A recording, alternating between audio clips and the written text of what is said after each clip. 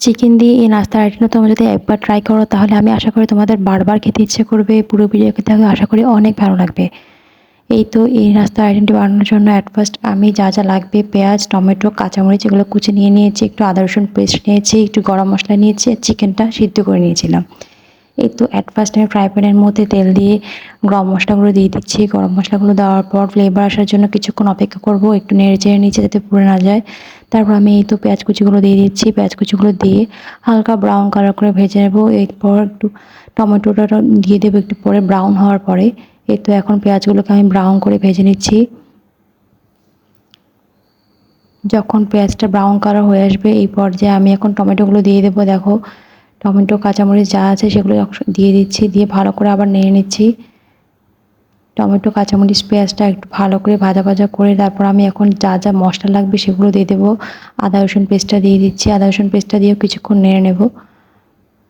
এই তো টমেটো, পেঁয়াজ, কাঁচামরিচ, আদা রসুন পেস্ট দিয়ে কিছুক্ষণ নেড়ে নিচ্ছি। তারপর যে শুকনো মশলা ছিল সেগুলো সবগুলো একটা একটা করে দিয়ে দেবো। অ্যাজ ইউজুয়াল মাংসের জন্য যে মশলাগুলো ব্যবহার করা হয় সেগুলো সব কিছু দিয়ে দেবো।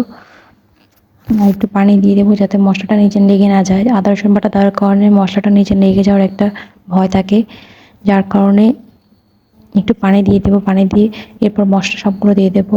দেওয়ার পর একটু ভালো করে কষিয়ে নেব। এই মশলাটা কিন্তু ভালো করে কষাতে হবে। কষালে তোমার যে পুরটা হবে সেটা কিন্তু খেতে দারুণ হবে। তাই মশলাটা একটু বেশিক্ষণ সময় নিয়ে ভালো করে কষিয়ে নেবে। কষানোর পর তেল উঠে আসা পর্যন্ত ভালো করে কষাতে থাকবে। কষানোর পর যে মাংস আর আলুটা সিদ্ধ করে রেখেছিলাম সেটা দিতে হবে। এই জন্য আমি পানি দিয়ে আবারও ভালো করে মশলাটাকে কষিয়ে নিচ্ছি। মাংসটা ভালো করে কষানো হয়ে গেলে তখন আমি যে মাংস আর আলু সিদ্ধ করে রেখেছিলাম সেগুলো ঢেলে দেবো। এই তো এখন আমি মাংস আর আলু সিদ্ধ করে রেখেছিলাম সেগুলো ঢেলে দিচ্ছি। এখন ভালো করে মশলার সাথে মিক্সড করে নেব। যেহেতু মাংস আলু উভয় সিদ্ধ করা তাই মশলাটা রেডি করতে আমাদের বেশিক্ষণ সময় লাগবে না। এই তো আমার মশলাটা প্রায় হয়ে আসছে। দেখো বেশিক্ষণ কিন্তু সময় লাগেনি, যেহেতু আলু আর মাংসটা উভয় সিদ্ধ করা ছিল। এই তো আমার মশলাটা প্রায় রেডি। এখন আমি ডোটা তৈরি করতে চলে আসলাম। এই তো ফার্স্ট আমি 2 কাপের মতো এখানে আমরা নিয়েছি, তোমাদের ময়দা থাকলে ময়দাও নিতে পারো। এরপর লবণ আর তেল দিয়ে ভালো করে ডোটা মিক্সড করতে লবণ আর তেলটা ভালো করে মিক্সড করে নিচ্ছি। মিক্সড করে নেওয়ার পর অল্প অল্প করে পানি দিয়ে আমি একটা সফট ডো তৈরি করব। পানিটা তোমরা অল্প অল্প করে দেবে, একবারে দিতে যাবে না, তাহলে আবার পাতলা হয়ে যাবে। এই তো ডো তৈরি করা রেডি। এখন কিছুক্ষণ রেস্ট রেখে দেন 15 মিনিট পর আমি আবার ফিরে এসে একটু ময়ন দিয়ে দিচ্ছি। ময়ন দিয়ে এখন আমি লিচি কেটে নিচ্ছি। যে পরিমাণ বানাবো ওই আকারে আমি লিচিগুলো কেটে নিয়েছি। এখন দেখো আমি কিভাবে এটা একটা লুচি নিয়ে বেড়ে নিচ্ছি। রুটির মতো করে প্রথমে বেড়ে নেবে, তারপর তোমরা নাস্তার যে শেপটা দিতে যাচ্ছ সেভাবে শেপটা দিয়ে দেবে। এই দেখো আমি রুটির মতো করে বেড়ে নিচ্ছি।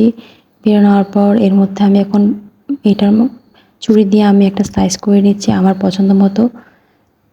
আমি 4 কোণা করে স্কোয়ার শেপে একটা সাইজ করে নিলাম। তারপরে এই তো পুরটা দিয়ে দিচ্ছি। পুরটা দিয়ে এর মুখটা একটু সেল করে দিলাম। সেল করে এখন আমি ছুরি দিয়ে একটু ডিজাইন করে দেব। তোমরা চাইলে এভাবে যেভাবে আমি সেল করেছি সেভাবে করতে পারো, চাইলে এভাবেও ডিজাইন করতে পারো। এটা তোমাদের ইচ্ছা অনুযায়ী তোমরা ডিজাইনটা করতে পারো। দেখো দেখতে কতটা সুন্দর লাগছে। আমি কিভাবে করছি তোমাদেরকে আরেকটা করে দেখিয়ে দিচ্ছি। এই তো আবারও সিলটা সিল করে আমি এখন এর মধ্যে ডিজাইনটা এঁকে দিচ্ছি। তারপর আমি এই তো এখন সিলটা করে দিচ্ছি আবার। দেখো আমি সবগুলো এভাবে করেই বানিয়ে নিয়েছি। তোমাদের সাথে 2-3টা আমি শেয়ার করে দিলাম কিভাবে তোমরা তৈরি করবে। দেখো সবগুলো একদম রেডি হয়ে গেছে। এখন আমি ফ্রাই প্যানের মধ্যে তেল দিয়ে দিয়েছি। কড়াইয়ের মধ্যে তেল দিয়ে তেলটা একটু গরম করে এখন আমি এই তো এক এক ছেড়ে দিচ্ছি সবগুলিকে প্রথমে একটু হাই হিটে ভেজে নেবে, তারপর একটু হিটটা কমিয়ে দেবে যাতে করে ভালো করে মচমচে হয়। এই নাস্তাগুলো যদি তোমার মচমচে না হয় তাহলে আবার খেতে ভালো লাগে না। একদম ব্রাউন কালার করে মুচমুচে করে ভেজে তারপর নামাবে। তো এখন আমি এপাশ ওপাশ করে ভালো করে ভেজে নিচ্ছি। দোনো পাশকে তোমরা উল্টে পাল্টে ভালো করে ভেজে নেবে। তারপর যখন একদম ব্রাউন কালার হয়ে আসবে তখন সেটাকে নামিয়ে ফেলতে হবে। এই দেখো আমি ওপাট ওপাট করে ভালো করে ভেজে নিচ্ছি এটাকে। এই তো আমার নাস্তাগুলো প্রায় রেডি হয়ে গেছে।